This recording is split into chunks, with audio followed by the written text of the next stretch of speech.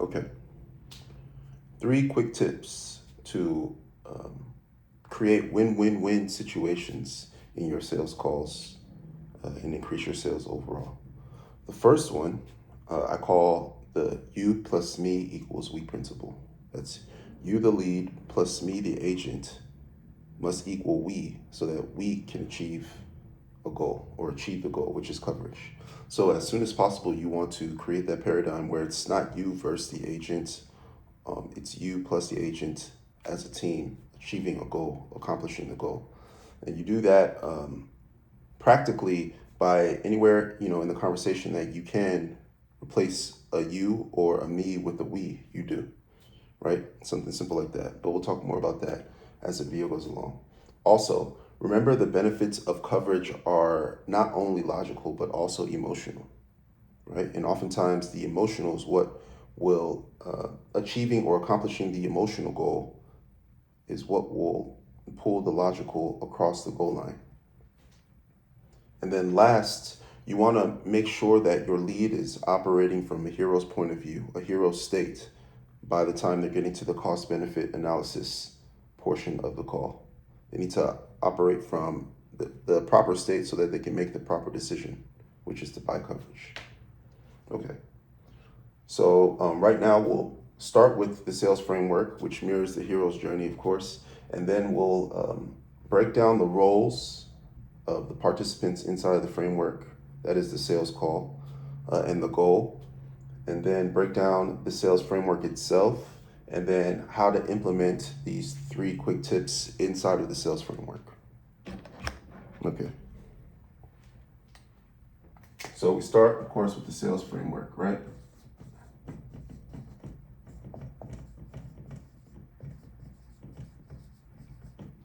Your sales framework is the scaffolding and then the foundation that is the structure of your conversation, your sales conversation with your lead. And you want to have a structure so that you can measure how well you do inside of the structure and iterate and get better over time so that you become more efficient. And you can't track that unless you have measurables which you structure first. And your sales framework is mirrored after the hero's journey. Okay. And the long and short of the hero's journey is simply that a hero embarks on a journey where they come across a guide who provides the rules and the tools to help them accomplish a goal. Okay? And the mirror of that is that a lead embarks on the same journey, perhaps a call, right? And they come across a guide who is you, the agent, who provides the same rules and tools for them to achieve their goal, which is coverage. Right? Okay, let's define some terms now. So a hero is good, hero's responsible, hero's brave. What's the last one? Oh yeah, powerful.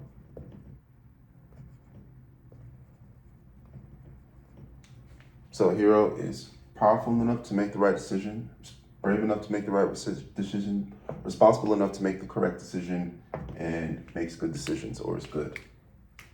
A guide is experienced because they've gone through this framework and this journey many more times than the hero has. A guide is focused on the goal because the hero might get distracted along the way of the journey.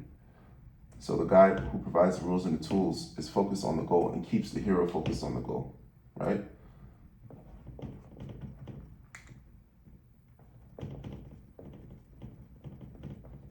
The guide sets the standard for how everyone acts.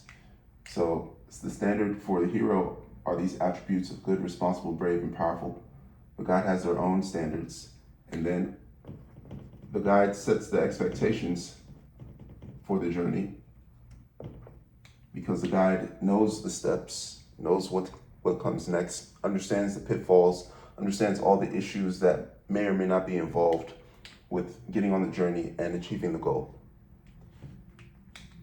The guide provides the rules and the tools here. And chiefly, the guide reminds the hero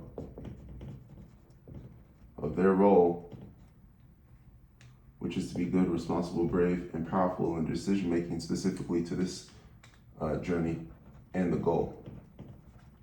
In this case, which is coverage, right? And then we put here, the goal is coverage. At least on the surface, the goal is coverage for self and for loved ones. Okay. Then let's break down the sales framework that's mirrored by the journey. So in the sales framework, we have the intro, we have info gathering,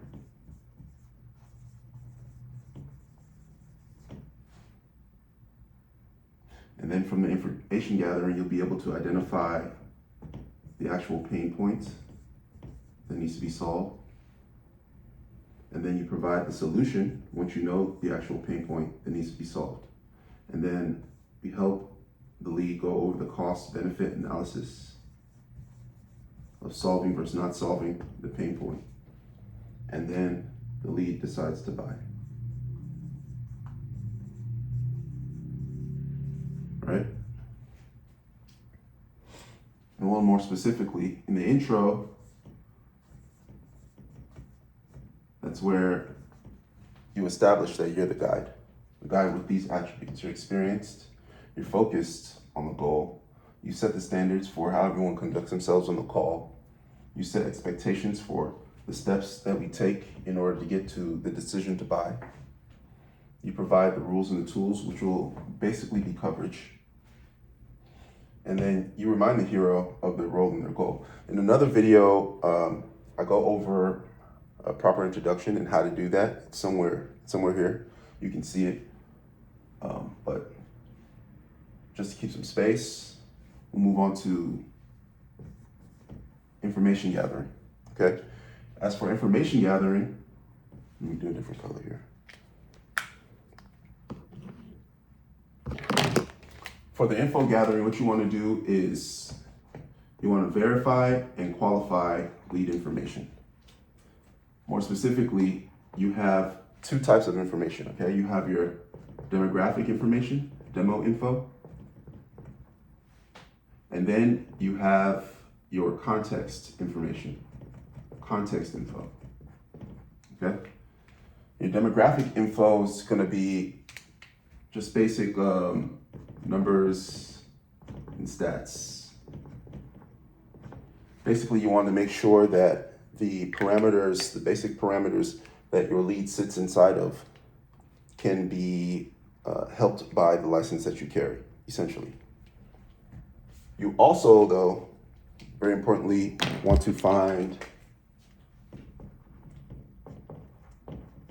beneficiary information, or who the coverage is really for, because coverage, generally speaking, is either for your future self or for your family member, your beneficiary, right? And that's important because that's a big indicator of why they get coverage. Then for the context info, this is for basically the why, right? And that'll help you identify your pain point, which is here, which is for who and why are we getting coverage, okay? Some questions I like to ask here, after you get the demographic information, then you want the context info. You want to ask, generally, you want to ask what's going on. just literally, or something like that, something to the effect of, what's going on, and then let the lead talk. You want to do that because you basically want to hear as much context as possible about what's happening. And more often than not, you will hear hero traits.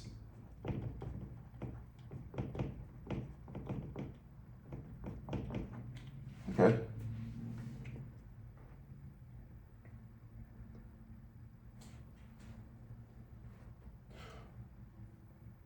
A more specific question that you want to ask is, what goal do we achieve with X coverage for your who?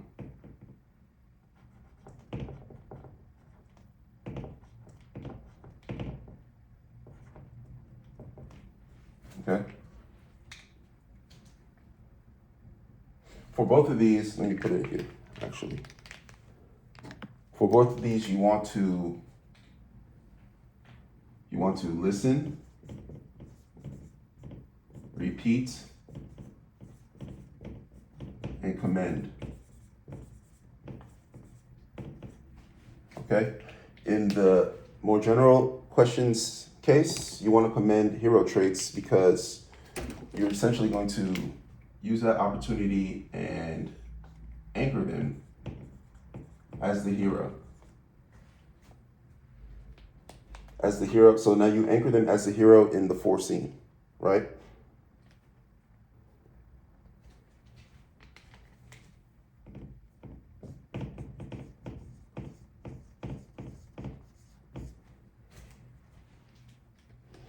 Now, this question, what goal do we achieve with X coverage for beneficiary, is a sort of like a sleight of phrase, if you will, because you may not notice, but we have moved the goal past getting coverage to how do we feel or what happens after we get coverage, right? So you want to ask this question because this question will give you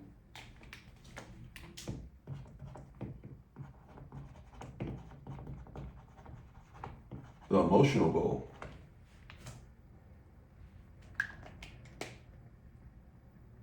Which then helps us to, realize that not only is coverage for self a goal, but also there is peace of mind that our hero is searching for, which is the emotional goal. So we have two. We have the logical goal, which is coverage for self and for loved ones. And then we have the emotional goal, which is the goal of the goal. And it's what our hero is actually looking for. The hero is actually looking to achieve this emotional goal, which essentially is going to be some version of peace of mind. Because what you'll hear when you ask, what goal do we achieve, is that I won't have to worry about, I no longer need to, I'll have gotten over, right? They're searching for peace of mind, which is their emotional goal. And essentially it's happening because where they are a hero, which we anchor them as, somebody who's doing good, responsible, brave, and powerful things for their beneficiary in the foreseen, they haven't quite gotten that done in the unforeseen. In the unforeseen, they don't feel like a hero, which is why we listen, repeat, and commend those hero traits to anchor them in the foreseen as a hero who just simply hasn't gotten around to getting ahead of the unforeseen.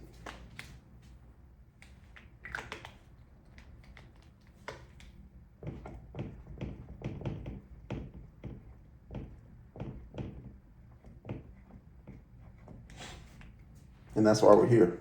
Why we're here is to continue on the role that they have as a hero against the unforeseen.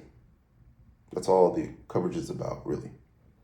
But It's important that they understand, we listen, repeat, and commend that they are a hero in the foreseen, so that we can get them to understand that all they need to do now is accomplish being a hero in the unforeseen, which is how they attain their goal. Which is not only logical coverage for self and for loved ones, which is, that is what it is. It's empirical and practical, but it's also emotional, which is the peace of mind against the unforeseen, which they don't feel peace. And so they don't feel like a hero, which they already are, because they're more than likely already doing heroic things and exhibiting heroic traits in the foreseen right now. If you have a beneficiary, it's likely that you're already doing something to enhance or maintain or facilitate the quality of life of that beneficiary right now. You're just worried about, in the event of the unforeseen, what happens to all the work you've been doing. Don't worry about it, because we have a solution for you. And the solution is coverage.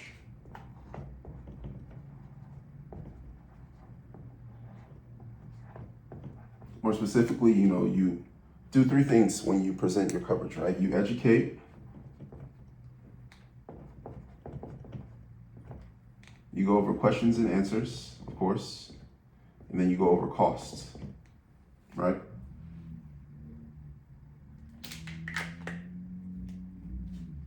And then from there, it leads us to the cost benefit analysis, where essentially what we're doing is just framing it and providing enough education and answering enough questions such that when we get to costs,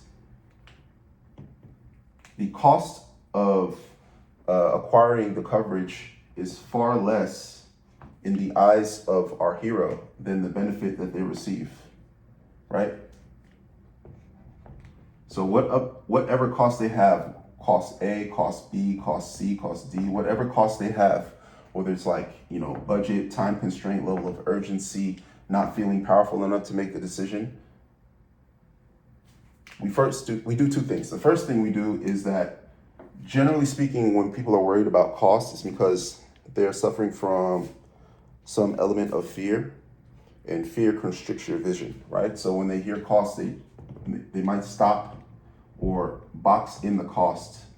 And so it's our job as the guide, who is the agent, to reframe that and remind them that it's not just cost, but it's cost in comparison to benefit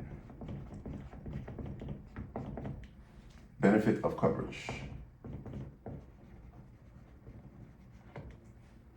for not just themselves, but also for their loved ones.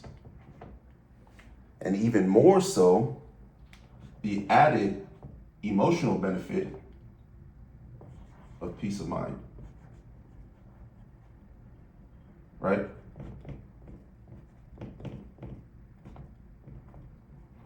So this is actually the frame that they need to consider when they're going through their cost benefit analysis.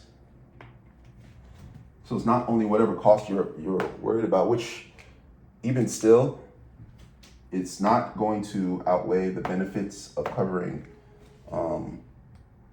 self and loved ones. Not only that, but also the added benefit of the peace of mind against the unforeseen.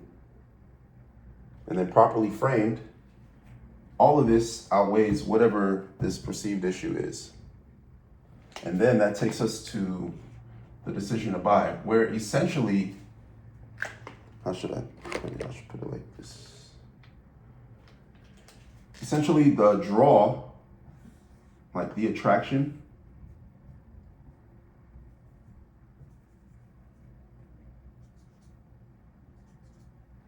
the draw of all of these benefits, both logical and emotional, outweigh this cost until our hero decides once again to be a hero, and this time for the unforeseen, and they decide to buy.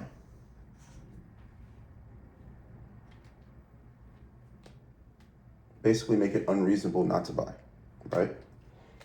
Make not buying so unreasonable that the only reasonable move to make next is to buy.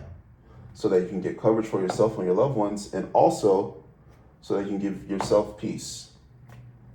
And this is how we get the win-win-win, right? Because the benefit of coverage for self and for loved ones, that is a win. The emotional peace of mind that we give our hero, who is our lead, that is a win. And then as a result,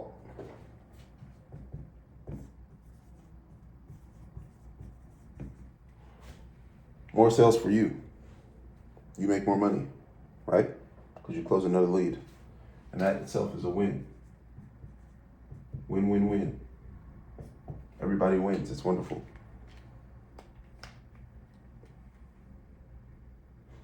So, you plus me equals we. We achieve goal. As soon as you can, insert your we's. Right? Remember, the benefits of coverage are not only logical and, the insurance you're selling, but also the peace of mind that you're giving your lead, which is really the reason they're here. It's because something's unsettling them about the fact that they're probably doing the best that they can and doing all this work for their family, for themselves and their families right now in the foreseen. But what is it worth if it all goes to the sky in the event of the unforeseen? Right? So we take care of both of those. And then also, you want to always make sure that you anchor your lead as the hero in the foreseen and put them in the correct states, the correct point of view, the correct mind frame to tackle on this next problem, which is dealing with the cost-benefit analysis of getting coverage for their loved ones. So you want to anchor them properly and get them to acknowledge that they already display powerful, brave, responsible, and good decision-making right now. And so they don't want to feel inept, cowardly, irresponsible, and bad against the unforeseen. So why don't we also tackle the unforeseen in the same way that we tackled the foreseen and get coverage for self and for loved ones and peace of mind? 3 quick tips to create win-win-win situations and increase your sales. The fourth tip, sign up with RSH Leads. We provide you with sales conversations where you can enact all these, tips. Also, we provide, feedback for your framework so you can get better, iterate at that. And that would actually be the 4th win. Let's see.